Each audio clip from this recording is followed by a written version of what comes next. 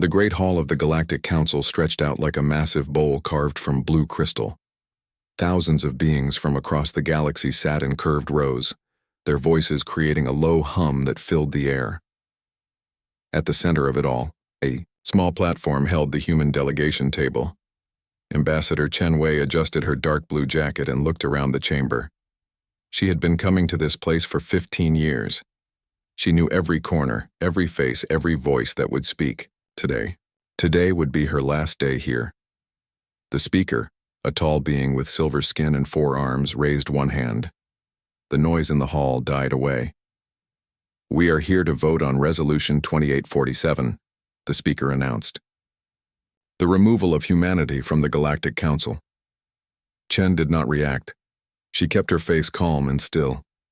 Behind her, 3 other humans sat quietly. None of them moved or spoke. They all knew this moment would come. The first to speak was Ambassador, Crix of the Zeltharians. His blue scales caught the light as he stood.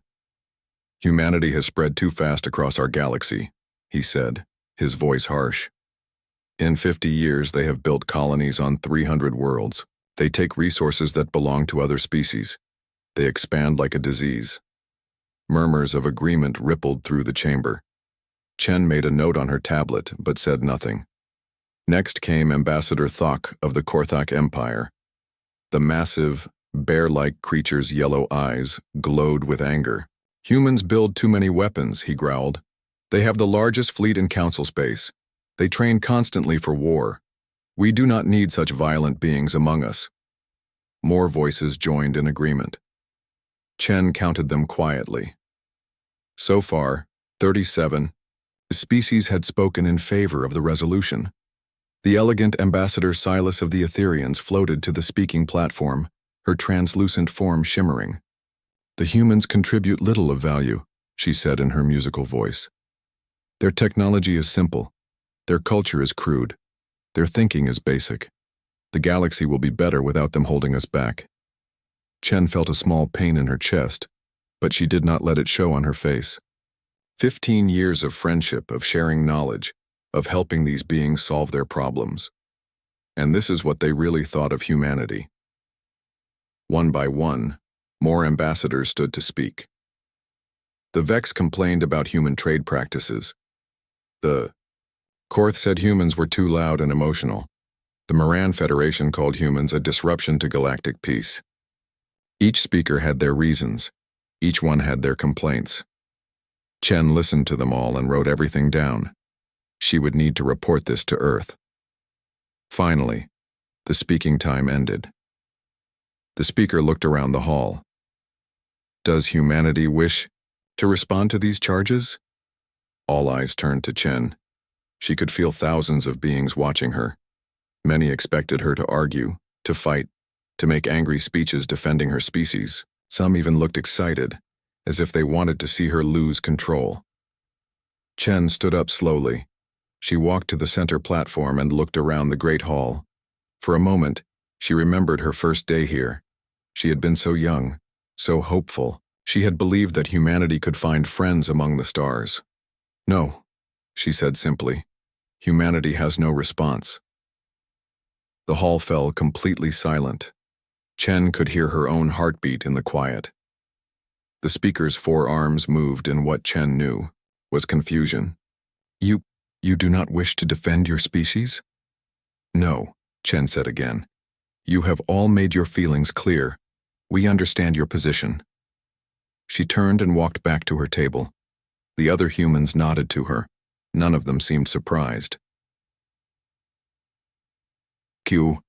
Speaker waited for a moment, then called for the vote. "All in favor of Resolution 2847? Lights began to glow across the chamber. Red lights, thousands of them. Each red light meant a species that wanted humanity gone. Chen counted them as they appeared. The number grew larger and larger. When the counting stopped, the speaker announced the result. 2,437 votes in favor. He paused. 17 votes against, 23 abstentions. Chen was not surprised. She had expected this result for months. The signs had been there for anyone who cared to look. Resolution 2847 passes, the speaker declared. Humanity's membership in the Galactic Council is ended. All human ships and personnel must leave Council space within 30 days. Chen gathered her papers and put them in her bag. She stood up and looked around the hall one more time. Many beings were watching her, waiting to see what she would do. She bowed slightly to the speaker. "Thank you for allowing humanity to serve alongside you for 53 years, she said. Her voice was calm and clear. "We have learned much from this experience. We wish the Council success in all its future efforts." The four humans walked together toward the exit. Their footsteps echoed in the sudden quiet of the Great Hall. No one spoke to them. No one tried to stop them. As they reached the door, Chen heard whispers starting behind them. She caught a few words. That was it? No arguments? Strange reaction. Outside in the corridor, her assistant David Martinez walked beside her. "That went exactly as you predicted," he said quietly. "Yes," Chen replied. "Did you send the message to Earth?" Before the vote even started, David confirmed. Fleet Command should have the evacuation orders by now. They reached the human delegation offices. Chen looked around the rooms where she had worked for so many years. Her books were still on the shelves. Her coffee cup sat on the desk. Everything looked normal, but nothing would ever be the same. "How long do you think it will take them to realize?" asked Sarah Kim, the trade representative. Chen considered the question. "Not long," she said. "Maybe a few weeks. The smart ones will figure it out in days." "And then?" David asked. Chen allowed herself a small smile. It was the first emotion she had shown all day. "Then they will start to understand what they have lost." She walked to the window and looked out at the busy spaceport. Human ships were already beginning to move. Her people were nothing if not efficient. By tomorrow, the evacuation would be in full swing. Behind her, the others began packing files and equipment. There was no sadness in their movements, only the calm efficiency of people who had been planning for this moment for a long time. Chen pulled out her personal communicator and sent a short message to Earth. "It is done. Coming home." The reply came back almost instantly. "Welcome back. We have much work to do." Chen nodded to herself. Yes, there would be much work indeed. But for the first time in years, it would be work for humanity alone. No more trying to please species who saw them as crude and violent. No more holding back to avoid frightening the neighbors. The galaxy had made its choice. Now humanity would make theirs. As night fell over the council chambers, the great hall slowly emptied. Many ambassadors left feeling satisfied with the day's work. They had removed a problem from their society. They had made the galaxy a more peaceful place. None of them noticed that the cleaning crews that night were different. None of them realized that the security guards had changed. None of them thought to ask why the communication system seemed to be running a little slower. The humans were already gone, but their absence had not yet been felt. That would come tomorrow, and in the days that followed. The Galactic Council had gotten exactly what it wanted. Soon it would learn the true cost of its wish. Captain Zara Singh stood on the bridge of the cargo ship New Mumbai and watched the stars stream past. Her ship was one of 3,000 human vessels leaving Council space. The evacuation was going faster than anyone had expected. "All cargo transferred to independent haulers," reported her first officer. "The Delphians are taking over our routes to the outer rim worlds." Zara nodded. The Delphians were good people. They would do their best to maintain the shipping schedules, but she knew they did not have enough ships. Many colonies would have to wait longer for supplies now. Across the galaxy, the same scene played out on thousands of human ships. Captains canceled contracts, crews packed their belongings, research teams shut down their experiments and loaded everything onto transport ships. Dr. Marcus Webb closed his laboratory on Kepler Station with a heavy heart. For 10 years, he had worked here with scientists from 12 different species. They had made breakthrough discoveries together. They had become friends. His Vorthak colleague, Dr. Ixon, watched him pack with sad eyes. "I will miss our work together," Dr. Ixon said in his clicking language. You can always visit Earth, Dr. Webb replied. Our labs will be open to friends. Dr. Ixon's antenna drooped. The Council has banned travel to human space. They say it is for our own safety. Dr. Webb stopped packing and looked at his friend. They banned travel? All travel? Yes. The vote was unanimous yesterday. They say humans might try to influence Council species. Dr. Ixon's voice was full of shame.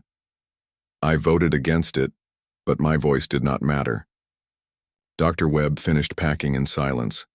Another bridge burned. Another connection cut. On the Council homeworld, Administrator Vexhai was having the worst day of his career. His communication system kept showing error messages. Half of his staff had called in sick. The daily security briefings were missing critical information. Where is the patrol report for the outer systems? He demanded of his assistant. Sir, the human ships handled most of those patrols. They transferred their duties to our remaining fleet yesterday, but... The assistant's voice trailed off. But what? Sir, we only have enough ships to cover 30% of the usual routes. The rest will have to go unpatrolled. Vexhai felt a cold sensation in his stomach. How many human ships were doing patrol duty? His assistant checked the files. According to this, 7,347 ships were assigned to various security roles. Most of them were listed as support vessels in our records. Support vessels, Vexhai repeated. Support vessels that were actually doing most of the work. The first real crisis came 18 hours later. Ambassador Irix of the Phyrexian Republic burst into the emergency session chamber, his green skin pale with fear. 3 of our colonies are under attack, he shouted. Pirates have hit our mining worlds in the Sigma sector. We need immediate help. The emergency coordinator, a calm Etherean named Veltara, activated the defense network. Dispatching patrol ships to Sigma sector, she announced. But then she frowned at her screen. That is strange. The system shows no available ships in that area. What do you mean, no ships? Irix demanded. We have hundreds of patrol vessels. Veltara checked the records more carefully. Her expression grew worried. It appears that the patrol coverage in the Sigma sector was provided by human vessels. They withdrew yesterday. The chamber fell silent. Sigma sector was on the edge of Council space. It was a dangerous area where pirates and raiders like to hide. Everyone had always assumed it was well protected. How long until our nearest ships can reach the Phyrexian colonies? Irix asked. Veltara worked at her console. Our closest patrol is in the Delta sector. At maximum speed, 4 days. Irix's face went from pale green to white. 4 days?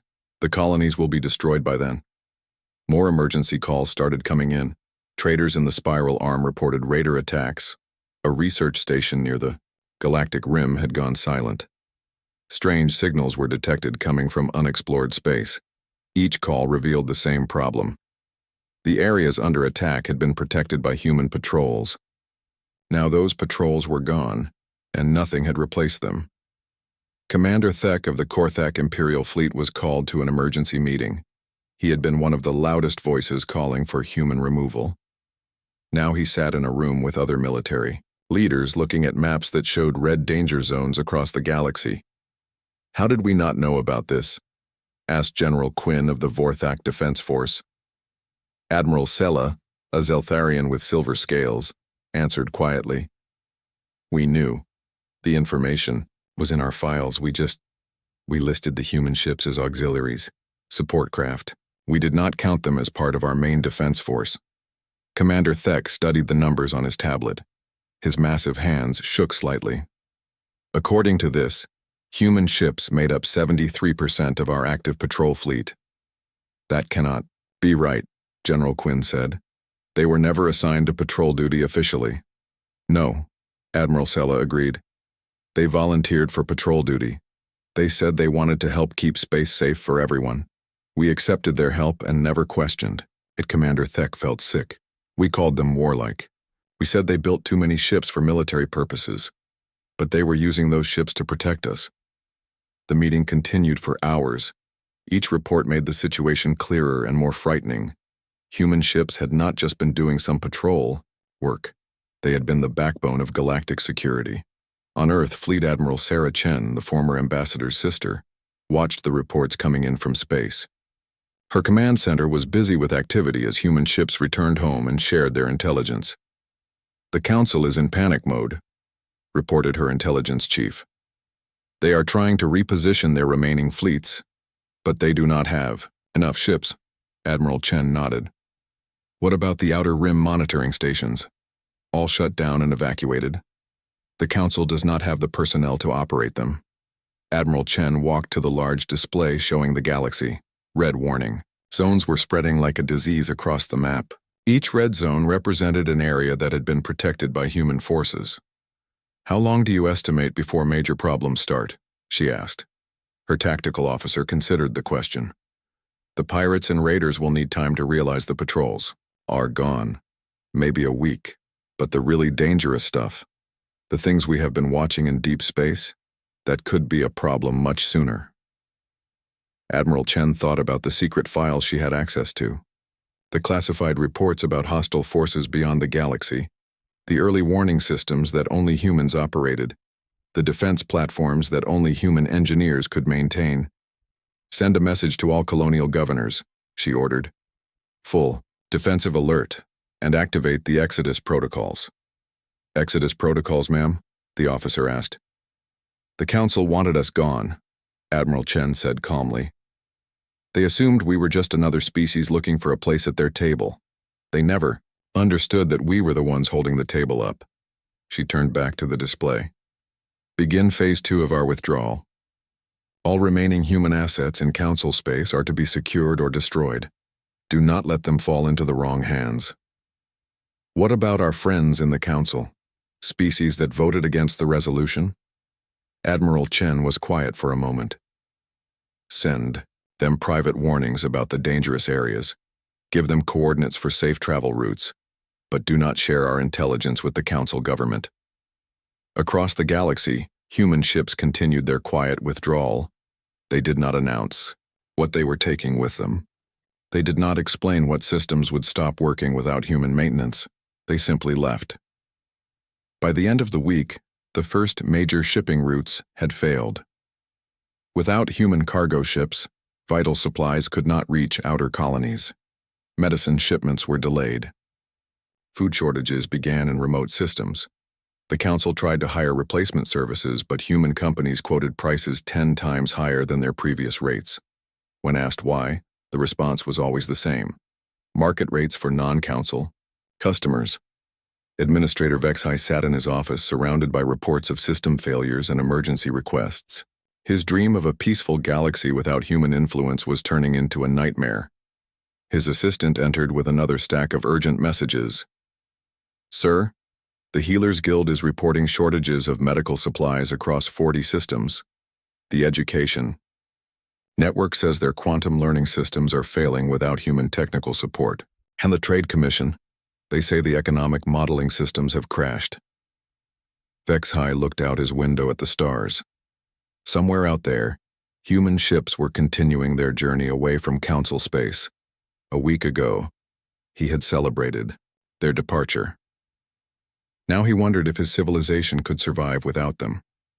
But it was too late for regret. The vote had been final. Humanity was gone. The real consequences were only just beginning. 2 weeks after the humans left, the Galactic Banking Consortium held an emergency meeting. The massive building on the financial world of Nexus Prime was filled with worried beings from every major species. Director Kextal, a Vorthak with golden scales, stood before the assembled bankers. His usual calm was gone. "The interspecies currency exchange has collapsed," he announced. "We are seeing the worst market crash in galactic history." Worried voices filled the room. Someone shouted, "How is this possible?"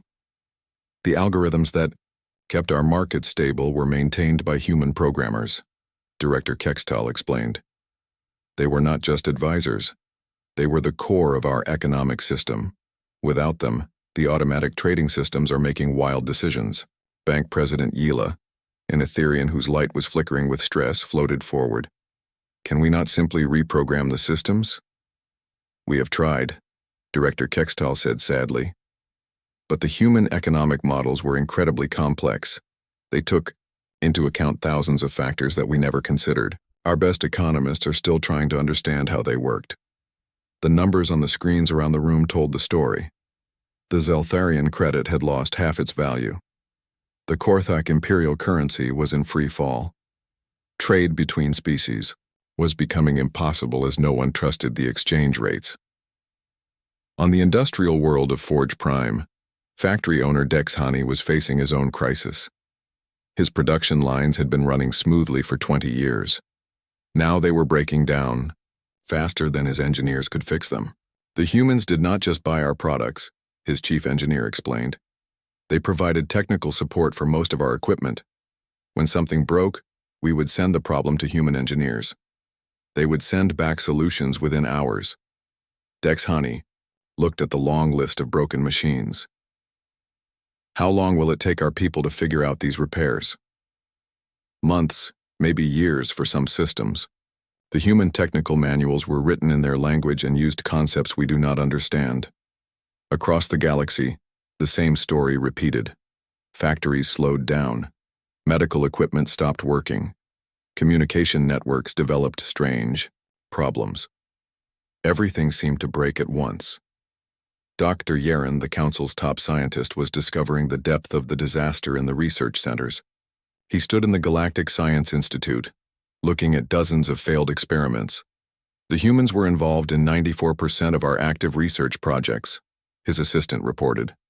Most of these experiments cannot continue without their knowledge. What about the cancer treatment research? Dr. Yaren asked. That project could save millions of lives. The human researchers took all their data with them. They said it was their property since they developed it using human methods and human resources. Dr. Yaren felt a deep sadness. And the plague, cure for the Zephyrian disease? Also gone. The humans were the lead researchers. Without them, we are back to the beginning. But the worst discoveries were yet to come. In the deep monitoring stations scattered across the galaxy, sensors were going dark one by one. These stations watched for dangerous things in space. Rogue black holes, stellar explosions, and hostile forces from beyond the galaxy. Commander Veldak of the Early Warning Network stared at his displays in growing horror. 70% of our sensors are offline, he reported to his superiors. The stations are still there, but they are not responding to our signals. Send repair teams, ordered General Thrix. We cannot, sir. The humans built and maintained these stations. Our people do not know how to fix them. We do not even know how to get inside most of them. The truth was even worse than Commander Veldak knew. The humans had not just maintained the sensors. They had paid for most of them. They had placed them in positions chosen by human strategic planners. They had been the eyes and ears of galactic civilization. Now those eyes were closing one by one. On Kepler's station, Dr. Ixon sat alone in his laboratory. His human friend Dr. Webb was gone, and the work they had shared for 10 years was falling apart. The quantum computers that powered their research were producing error messages in human writing that no one could read. It is not fair, he said, to his assistant. We were friends. We worked together. Why did Dr. Webb take everything with him? His assistant, a young Vorthak named Zex, checked the legal files. According to the records, Dr. Webb tried to share the technology with us many times. Each time the council rejected his proposals. They said human technology was too primitive to be worth copying. Dr. Ixon's antenna drooped. So he offered to teach us, and we refused? Yes, sir. There are dozens of memos from human scientists offering to train council personnel, all rejected. The full scale of the crisis became clear during the monthly council session. Administrator Zethara, who had taken over many duties as systems failed, stood before the assembled ambassadors. She looked tired and much older than her years. The situation is worse than we first believed, she began. Human involvement in our civilization was far deeper than anyone realized. She activated a holographic display showing the galaxy. Red zones marked areas where systems had failed. The red covered more than half of known space. Our shipping networks are operating at 30% capacity. Our defense coverage is below 20%. Our scientific research has dropped by 80%. Our economic systems are in collapse. Ambassador Crix of the Zeltharians, who had voted enthusiastically for human removal, raised his hand. Surely we can adapt. Other species can take over these functions. We are trying, Administrator Zathara replied. But the humans did not just do jobs. They created the systems that made those jobs possible. They built the infrastructure. They trained the people. They solved the problems that no one else even saw. Ambassador Silas of the Etherians floated forward, her light dim with worry. Are you saying we cannot function without humans? I am saying, Administrator Zathara said carefully, that we depended on them much more than we knew. They made themselves essential to our civilization and we never noticed. In the back of the chamber, Ambassador Thal of the small Rigel Federation stood up. His species had been one of the few to vote against human removal. I tried to warn you, he said in his quiet voice. My people have worked closely with humans for 40 years. We know what they do for the galaxy. They do not boast about it. They do not demand credit. They just solve problems and keep things working. The chamber was silent for a moment. But they are gone now, Ambassador Crix said. What do? We survive, Administrator Zathara said. We learn to do things for ourselves. We rebuild what we have lost. But privately, she was not sure it was possible. Every day brought new reports of system failures. Every day revealed another area where humans had been quietly essential.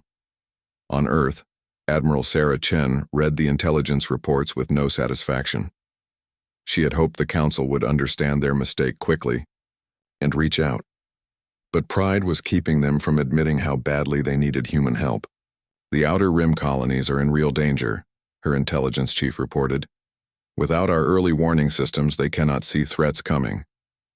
Any signs of hostile activity? Yes, ma'am.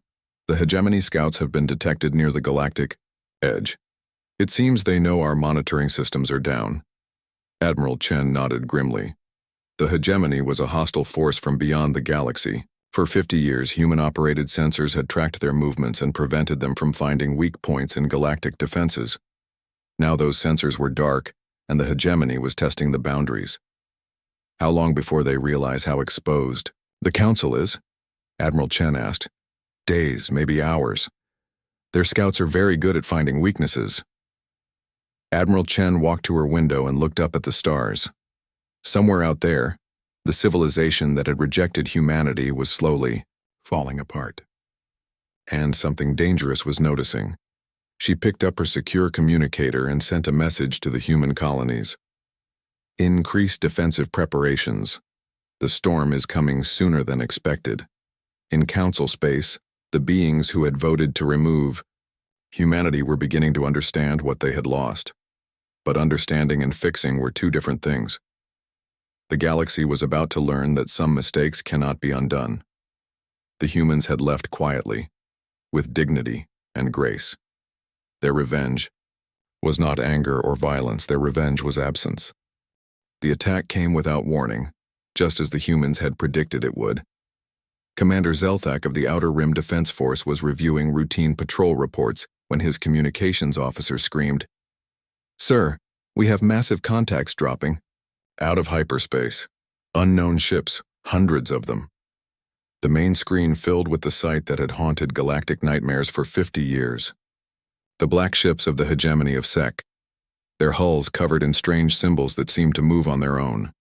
They had come from the dark space beyond the galaxy, where no Council ship had ever dared to travel. How many? Commander Zelthak demanded. First wave shows 300 capital ships and over 2,000 smaller craft. Sir, there are more signals coming in. This is not a raid. This is a full invasion. Commander Zelthak activated the emergency networks. Send alerts to all Council systems. Tell them the hegemony has returned. But the alerts that went out were incomplete. The deep space monitoring network that should have been tracking the hegemony fleet for weeks was mostly dark. The early warning, systems that could have given the galaxy time to prepare, had been shutting down one by one since the humans left. The hegemony had been watching and waiting. They knew exactly when to strike. On the Council homeworld, Administrator Zathara received the emergency reports with a growing sense of horror. How did they get so close without being detected? Her military advisor, General Korth, looked at the tactical displays with confusion. The deep space sensor array shows nothing. According to our instruments, space is empty. But our border colonies are under attack right now. Yes, ma'am. The attacks are confirmed, but our sensors do not show any enemy ships. Administrator Zathara felt a cold realization. The sensor arrays. Who maintained them? General Korth checked his files and his face went pale. Human technicians, ma'am. They were responsible for 96% of our long-range detection systems. Are the systems broken? No, ma'am. They are powered down. The humans took the activation codes with them when they left. The scope of the disaster became clear over the next few hours. The hegemony forces were not just attacking random targets. They were hitting specific locations with precise knowledge of Council defenses. They struck at the shipyards where the Council fleet was built. They attacked the communication stations that coordinated military responses. They targeted the supply depots that kept the remaining patrol ships fueled and armed. Every target they chose had been protected by human-designed defenses. Without those defenses, the attacks succeeded with horrifying ease. Fleet Admiral Kextar of the Zeltharian Navy found his command center in chaos. Half of his ships were out of fuel because the supply convoys could not travel safely without human escorts. The other half could not coordinate their movements because the tactical computers were failing without human maintenance. We need to contact the human government, he told his staff. Offer them anything they want. We need their help. His communications officer looked up from his console with despair. Sir, I have been trying for hours. The humans are not responding to our emergency frequencies. Try their civilian channels.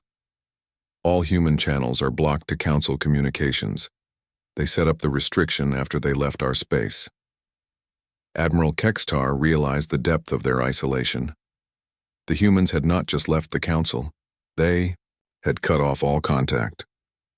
On the industrial world of Titan Prime, the defense battle was going badly. The planet's automated defense satellites should have stopped the hegemony ships before they reached the surface. Instead, the satellites hung in space like dead metal. General Hixtara commanded the ground forces from her bunker deep underground. Why are our orbital defenses not firing? The defense grid was designed by human engineers, her technical officer explained. It requires constant updates to the targeting computers. Without those updates, the system cannot identify enemy ships. Can we update it manually? The control codes are encrypted with human quantum keys. We would need human cryptographers to break the encryption, and that could take years. General Hixtara watched on her screens as hegemony landing craft descended toward her world. The most advanced defense system in the galaxy was useless because they had lost the people who knew how to operate it. The pattern repeated across dozens of worlds. Defense systems that had protected the galaxy for decades suddenly failed at the worst possible moment. But the true horror was yet to come. Deep in classified files, Council intelligence discovered the extent of humanity's secret defensive work. Director HFY of Council Intelligence had been investigating human activities since their departure. What he found in the abandoned records made his blood freeze. They were not just participating in galactic defense, he reported to the emergency session of Council leaders. They were the foundation of it. He activated a holographic map showing the galaxy's edge. For 50 years, humans have maintained a network of automated defense platforms along our border with dark space. These platforms have been stopping hegemony scout missions and small raids automatically. Administrator Zathara leaned forward. How many platforms? Over 10,000 spread across the entire galactic rim. They have been our invisible shield against the hegemony. Are they still operational? Director HFY's voice was hollow. They went offline one by one as the humans left. The last platform stopped responding 3 days ago. The room fell silent as the implications sank in. The hegemony had not grown stronger or more aggressive.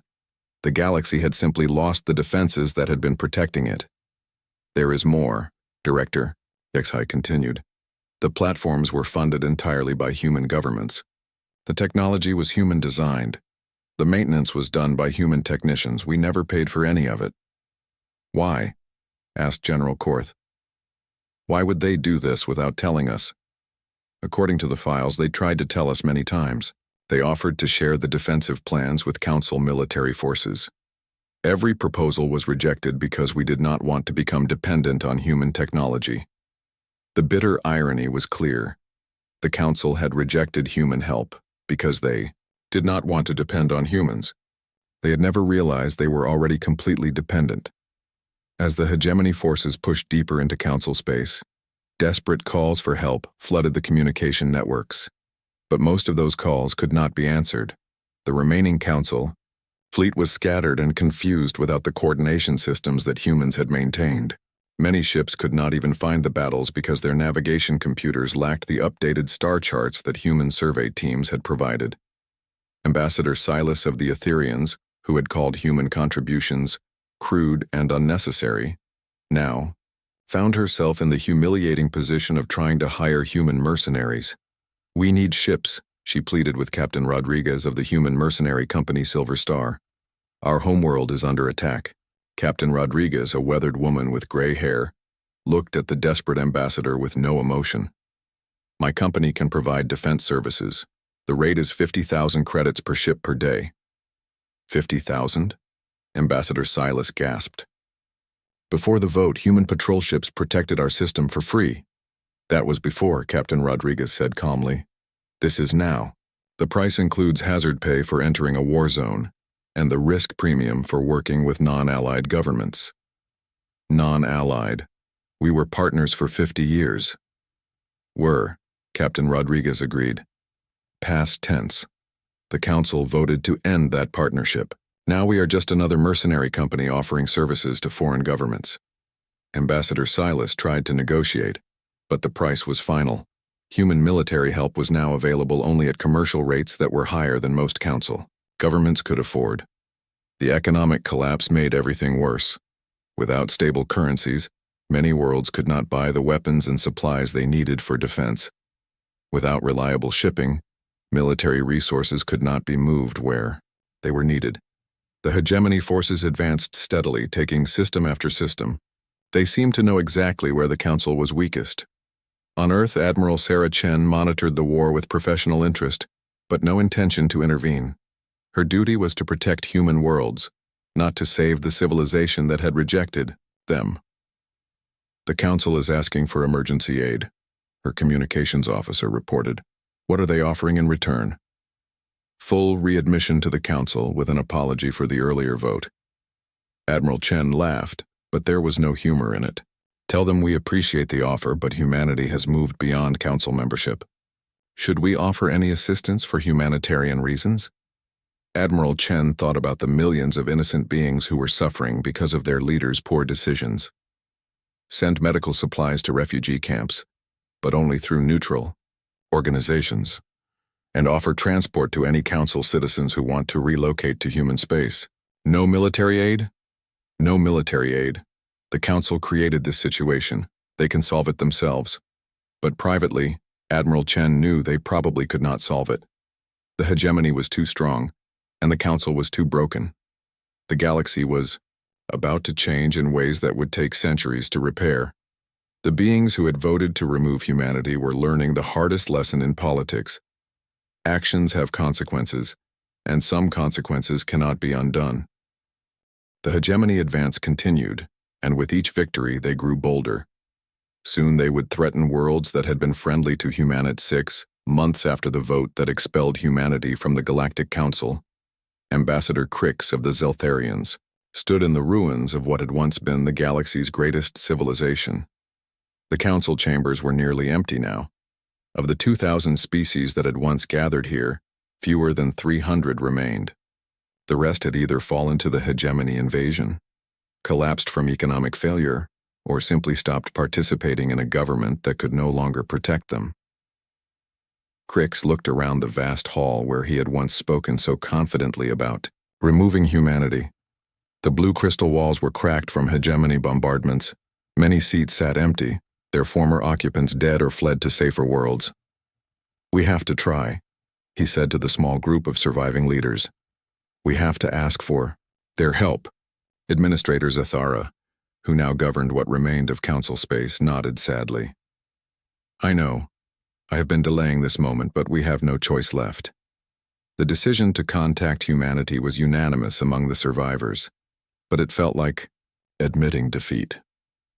The proud galactic civilization that had existed for thousands of years was begging for help from the people they had rejected. The diplomatic mission to Earth took 3 weeks to organize. Finding ships that could make the journey was difficult since most of the fleet had been destroyed.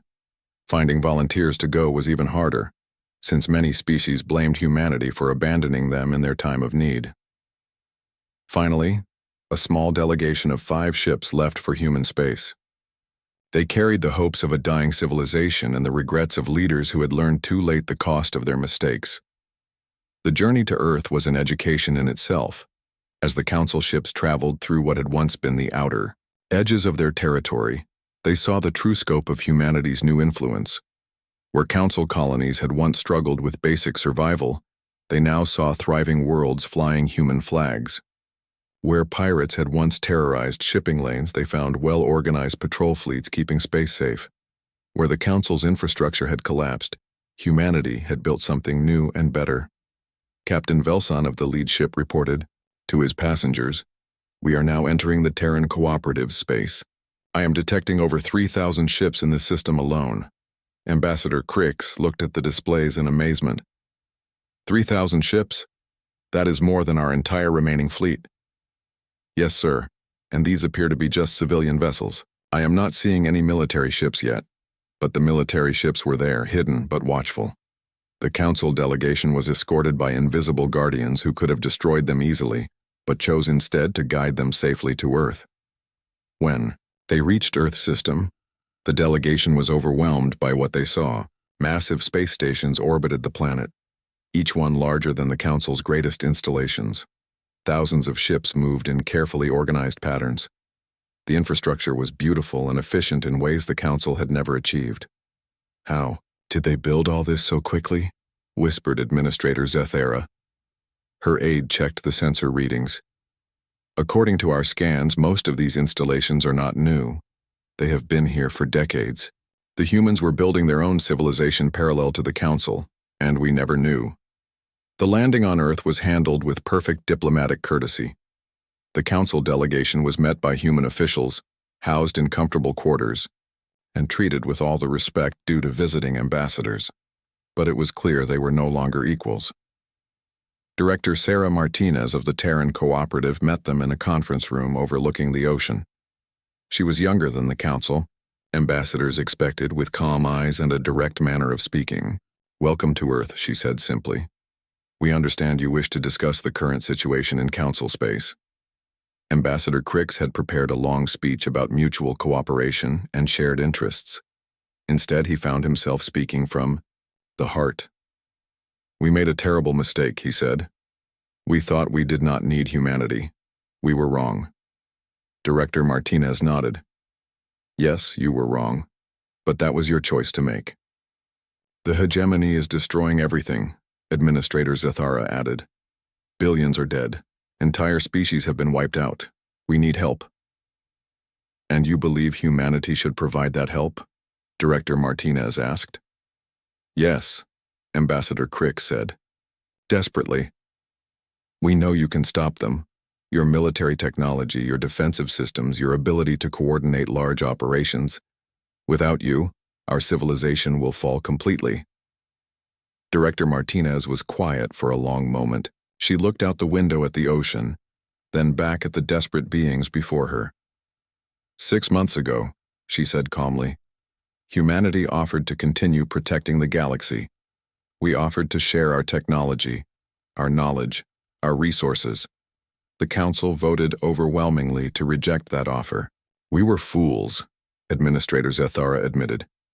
We let pride and fear guide our decisions, but surely you understand that innocent people are suffering for our mistakes.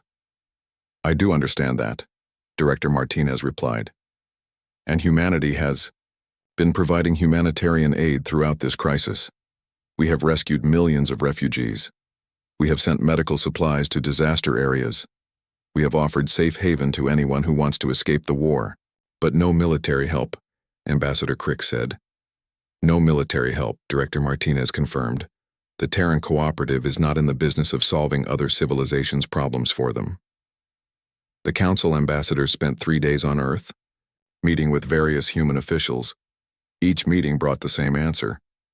Humanity would continue to provide humanitarian aid, but they would not fight the Council's war. Why?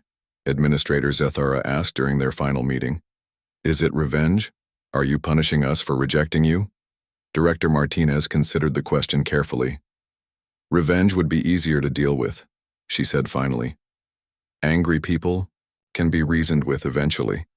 But this is not about revenge, this is about reality. She activated a holographic display showing the galaxy. Look at this map. What do you see? The display showed the current state of known space. Red zones marked hegemony-controlled areas. Yellow zones showed regions where fighting continued. Green zones indicated safe territory. Most of the green zones were marked with human symbols. 6 months ago, humanity controlled about 8% of galactic territory, Director Martinez explained. Today, we control or protect nearly 30%. Our allies and trade partners control another 20%. Administrator Zethara stared at the map. You have been expanding while we were falling. We have been accepting refugees and defending worlds that asked for our protection, Director Martinez corrected.